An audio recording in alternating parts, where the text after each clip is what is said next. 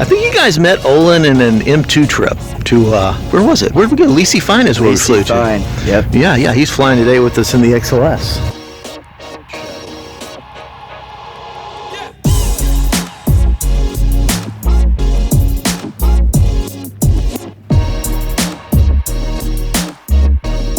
Just gotta make sure I just don't like drop it in.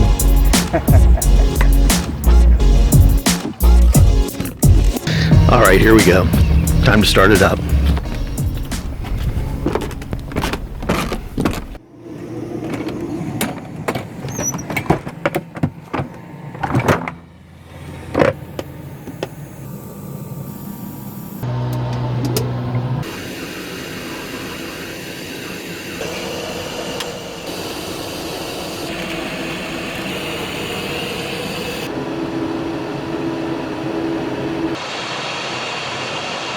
Spirit Tower, Spirit Jet 75 will be ready at the end, 26 left. V1, Spirit rotate. Jet 75, Spirit Tower, roger, working on your IFR release. Positive rate. Gear up, lights down. Selected. Okay, here come your flaps. All right, thank you.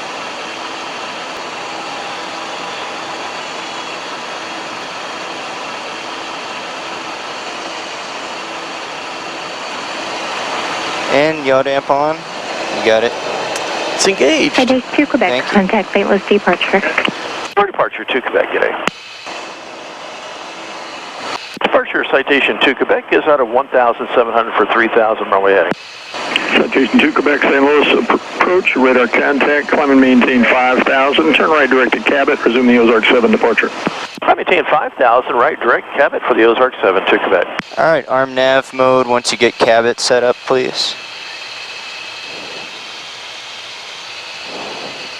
It's in the box. Thank you, sir. And we're up to 5. Citation 2 Quebec, contact St. Louis approach 128.1, good day. 21 to Quebec, good day. Southwest 591 departure, radar contact, climb and maintain 15,000. St. Louis departure Citation 2 Quebec out of 2,900 for 5,000. Citation 2 Quebec, St. Louis approach, roger, climb and maintain 15,000. I maintain 15,000 to Quebec. Southwest 591, turn right, heading 050. Rubber 2202, descend and maintain 4,000. All right, I see 15,000.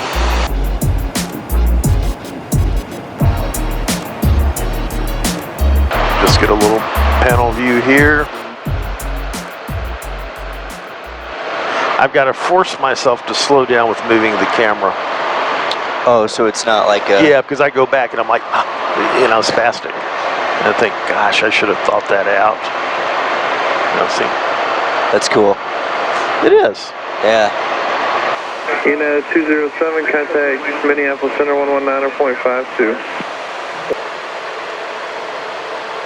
Say hello, Olin. How's it going? I've flown with Olin a number of times. Not everything is on film. Mike had a family thing he was going to in Kansas City, so Olin's flying with us today. And Olin flies some other things. He flies a CJ2. But yes, sir, some of you guys in other videos have asked about Olin's background. So I'm going to get him to tell us what his background is. Wow, being on camera is, there's a lot of pressure. You know what I'm saying, Jim? It's unbelievable pressure. I hope you don't crack, man. Unbelievable. So if you crack, it's going to be pretty embarrassing. Right. Yeah. So, my oh, background, born and raised in St. Louis. I went to Parks College, St. Louis University, so any of you thinking about going to get a degree in aviation should consider that place. It's a good spot. Graduated a few years ago from there and got a job flying CJ2s out here at Spirit. And prior to that, I had interned at a company that Jim was working for, so I've known Jim for a while, and I've tried to bum flight time off of him for a while prior to becoming... How well did that work? It worked pretty well. No, it did. You didn't fly anything for us back then. Did you really? I flew the King Air with Scott. Yeah. That probably set your career back at least a couple of months there. Learned some bad habits. So I thought all the extra flying you got was after that. I got most of the extra flying after that, but I flew the King Air with Scott up to Midway once or twice. So flew a helicopter while I was over there. That was cool.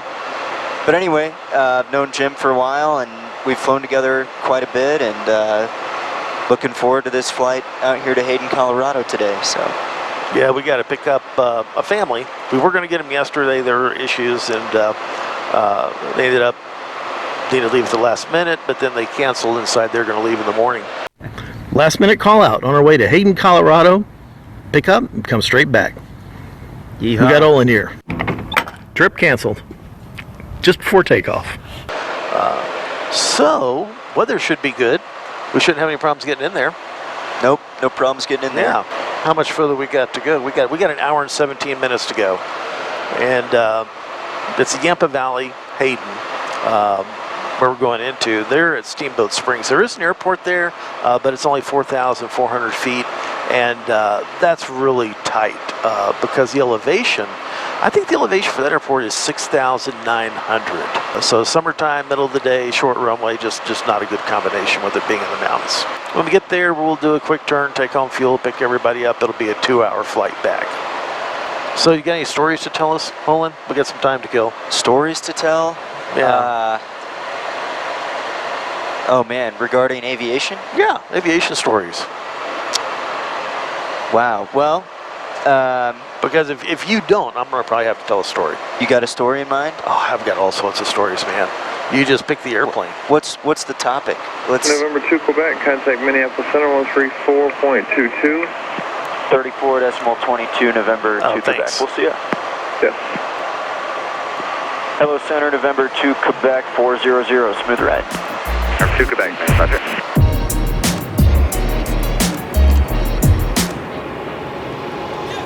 Let me slide up here, back into my original spot.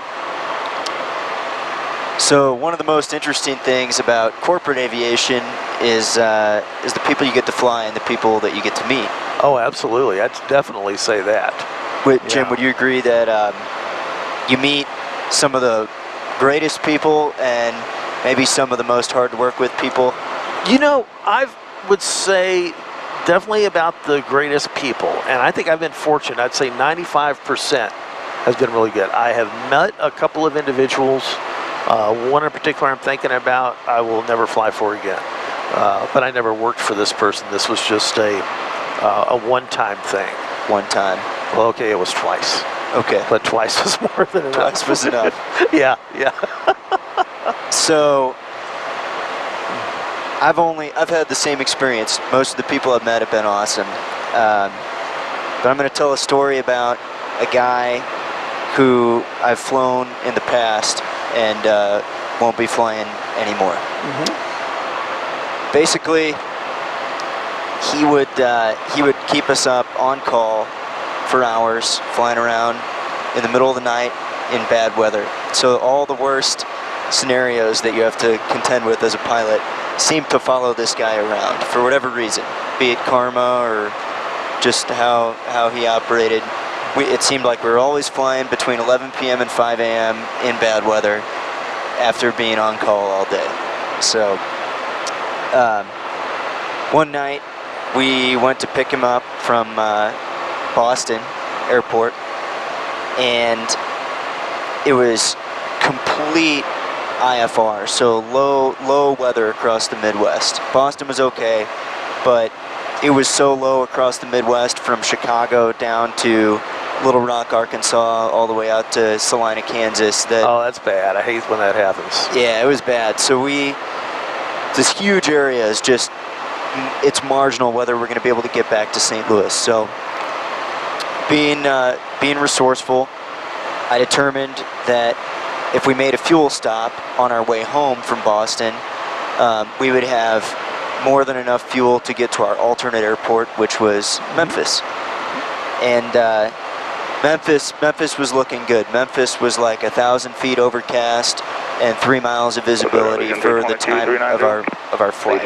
And we were going to have a ton of fuel, well exceeding the minimum required. So I went ahead and sent an email to the client before I headed up there to get him. Headed up to Boston, and then I turned my phone off and got in the plane and blasted off. And we got up there, and I turned my phone back on once we parked at the FBO, and sure enough, I get a bunch of emails asking, you know, why we need to stop, and him explaining that that he knows that the airplane can go directly from Boston to St. Louis in one go, and without a fuel stop. So, you know, I explained that basically it was the law to stop, and it was the safe thing to do. And he kind of grumbled, and you know, we stopped in Pittsburgh on the way home, and then I called St. Louis Tower while we were on the ground in Pittsburgh, Lambert Tower, because we were actually gonna drop them up there. And Lambert Tower said, "Oh yeah, it's lifting, it's looking good. Visibility's better. You know, the ceiling's better. There's airliners getting in. You know, no problem. You guys shouldn't have any issues getting in." So I said, okay, that sounds great. We'll see you in about an hour and a half or so. So we blast off out of Pittsburgh with full gas, and it's the middle of the night. It's about 3 o'clock in the morning, and I talk to air traffic control and I say, hey, if you guys could call ahead and give me progressive weather updates at St. Louis, you know, that would really save me a lot of work, because with the weather that's going on in the Midwest, I just want to know as early as possible if I'm going to have to go to my alternate. And once again, the guy in the back was not a guy that you wanted to tell that you weren't going to make it to the destination, because he wasn't going to be happy. Yeah. That guy in the back, I flew once, and I was not real impressed with him, but I'm not going to go any further than that. I forgot you had flown him. Yeah. Yeah. He was a piece of work. He was a goofball. Yeah. So anyway, we're getting these weather updates. It's looking like we're going to be able to get in, but the weather's going to be right at minimums at Lambert.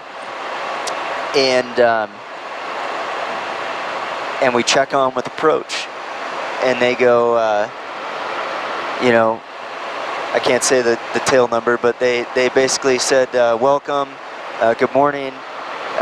The RVR is 800 at November Lambert. 2 Quebec, contact Denver Center 124.22. 124.22 to Quebec.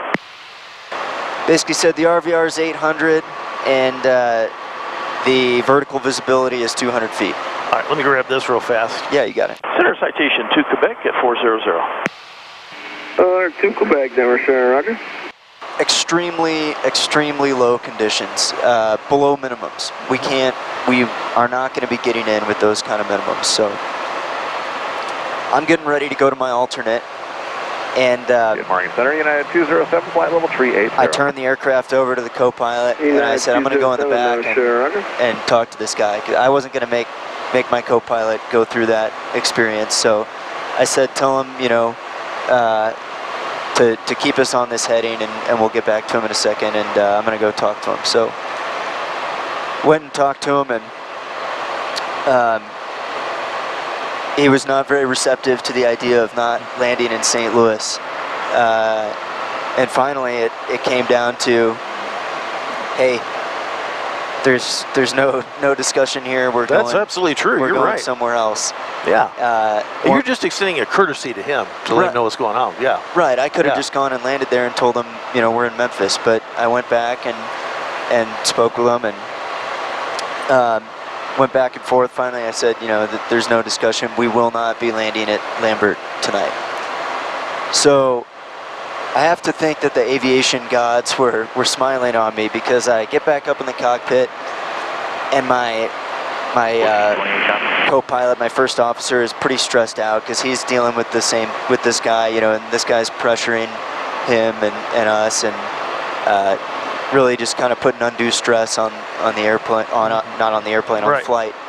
And I said, you know, no problem, like, he'll see how bad it is when we divert, and it'll be a good lesson. You know, it's a learning point for everybody. He's like, yeah, okay. So at that point, I strap in, I get my headset back on, and I hear St. Louis approach come up, and they say, our call sign, and they say, "Are you guys familiar with the Spirit of St. Louis Airport?" We said, "Yeah, we're definitely familiar with the Spirit of St. Louis Airport. We've flown other aircraft out of there before." And said, "What do you need for the approach? And can you do the 1800 RVR, which is the lowest minimums required for the approach based on certain equipment you have?" And said, "Yeah, we can do that. We have a flight director, we have an autopilot, we meet the requirements." Said, "Okay, well, we're showing 2,000 RVR, so basically 2,000 feet of visibility from a specified point on the runway." And well, you've got 200 feet of slack in there, man. Yeah, so it's good, right? So and 200 overcast. Yeah. And so we're like, okay, yeah, we'll shoot that approach. We'll take those odds and go see if we can do it, because we have all this fuel where we can go in, see if we can see the runway at minimums, and then if we can't, we'll go missed and we'll go over to Memphis. No problem. Yeah. Delta 2858. And so we ended up shooting the approach to minimums, got the approach lights, came down, another 100 feet, and then got the runway, and we landed. And taxiing in, you could just see the lights on the hangars glowing in the fog, but you couldn't see the hangars really. And you see the blue taxiway lights. And so as far as our passenger knew, we were in Memphis, because we had gotten vectored around a little bit. And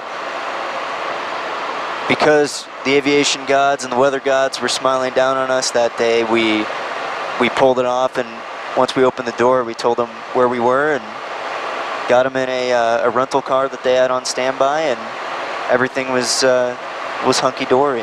E9497, contact Denver Center 126. Cool. Yeah, that's cool. that's kind of dealing with a difficult or demanding client and some adverse weather. It's one thing I've learned in my career, and you'll probably learn this also, is not every opportunity to fly is really an opportunity.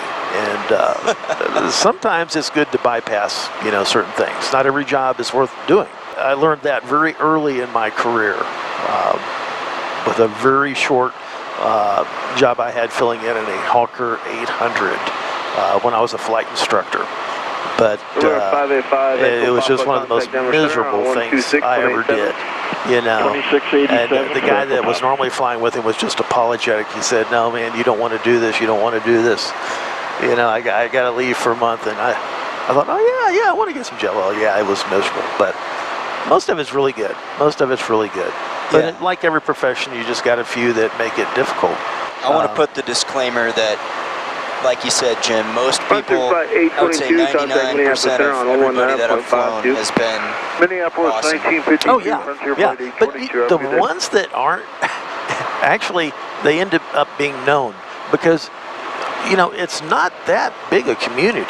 When you go to, like, working in an area like St. Louis, almost everybody knows everybody. They know who you're working for. Everybody has some idea of what's going on. They've heard the stories and stuff like that. It's, in a sense, it's kind of a very small community. So, you hear things and get a good idea of what the situation is. We're 52 minutes out. I don't know if you can see it, how tight it is back there. So it is the only, I can't put anything back here as far as the camera because you're not going to see anything. Everything's blocked. All I have is this little spot right here. And then, of course, it's blocked by this. And I can't pull it out too far because then it blocks, interferes with my vision. So it's pretty tough to get a camera there. 2632 Jet Edge 245. Thanks to my Patreons, I really appreciate that you guys have done that. I just bought a GoPro 6. I don't have it on this flight. I bought an audio cable for it and some other camera stuff that I'm going to be using. I'm hoping that GoPro 6 gives me a better shot out the front for night landings and a few other things. Thanks again, guys. Yeah, so Jim and I, we didn't even need our coffee this morning because we saw this NOTAM that the runway was closed, and really it was kind of a misnomer. It's just that you have to call 10 minutes out. And they'll reopen it. They got mowers working close to the runway, so that won't be a problem. We just need to remember to do that.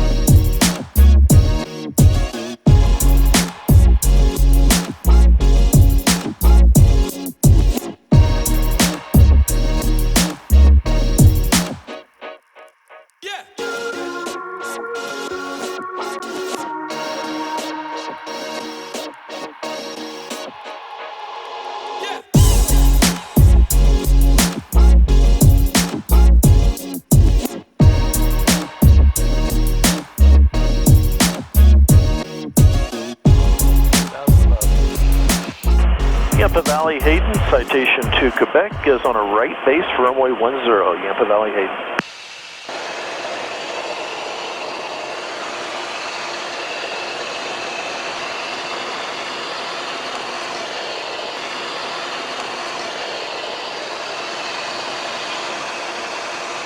Gear down.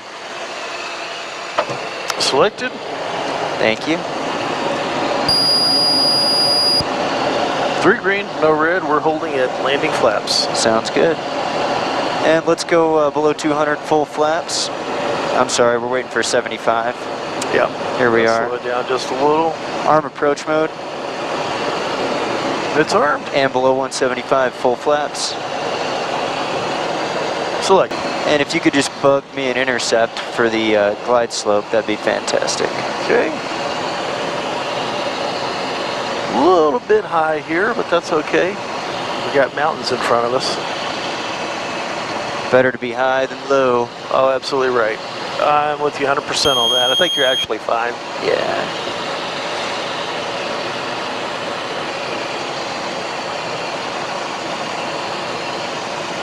Yampa Valley Hayden traffic, citation to Quebec is final for 10, Yampa Valley Hayden. Alright, I'm pulling some power off, gonna get this glide slope back. Glide slope's alive.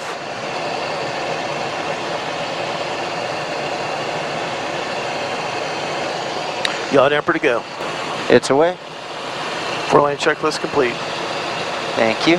You're looking good.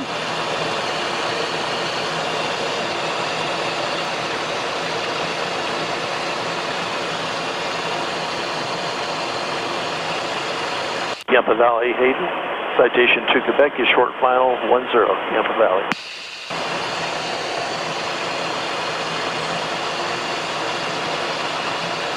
A little bit high on the glide slope. Alright, I'm pulling some power off. Aiming for about 45%. And we're about to re-intercept here. You're looking good. Thank you. Just a touch low, correcting.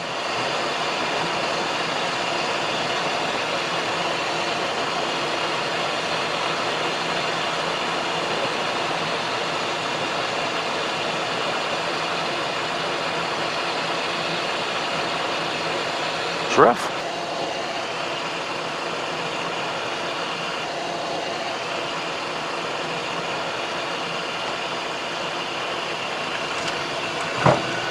Speed brakes are extended.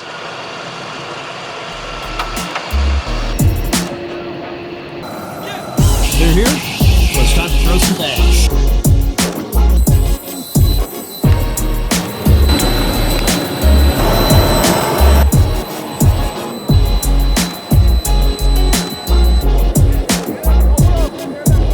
Traffic, citation to Quebec at Atlantic. Will be a taxi into runway 28 for departure. Hayden traffic. V1, rotate.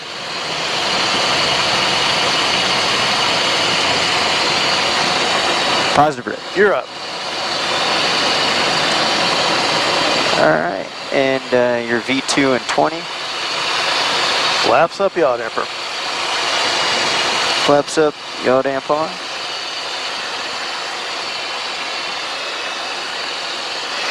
Hey, I'm turning left. You're clear left. You want your heading? Yeah, thanks. Because I'm just going to keep the turn going.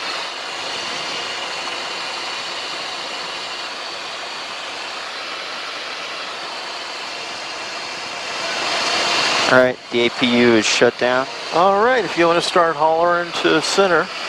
There we go. And the after takeoff's complete. Thank you.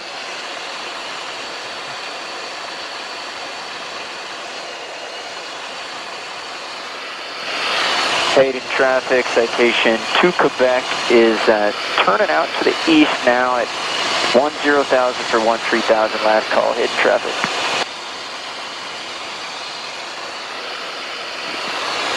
Denver Center, good afternoon. Citation to Quebec out of 10,700 for 13,000. Looking to pick up our clearance to Spirit of St. Louis.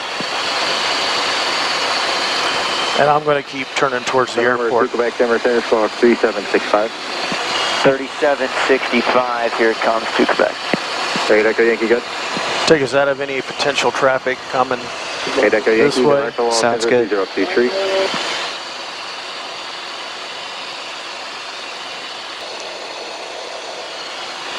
It's the 13.5 since we're still VFR. Yep.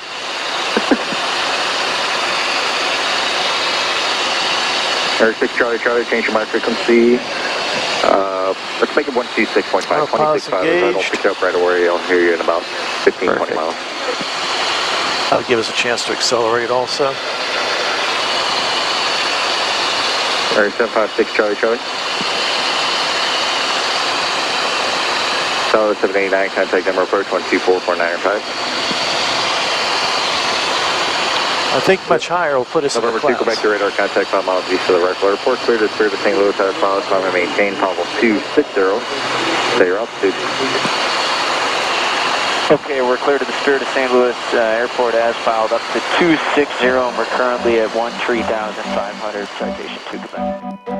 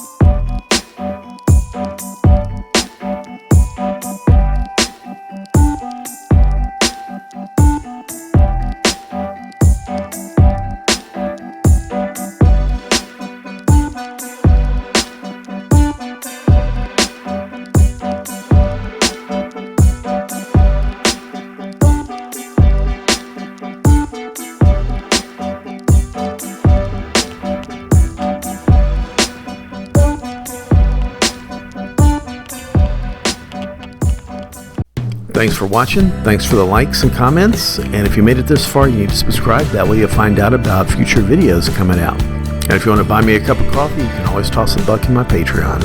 I appreciate everything. You guys keep the blue side up, the brown side down, and fly safe. And as always, be good.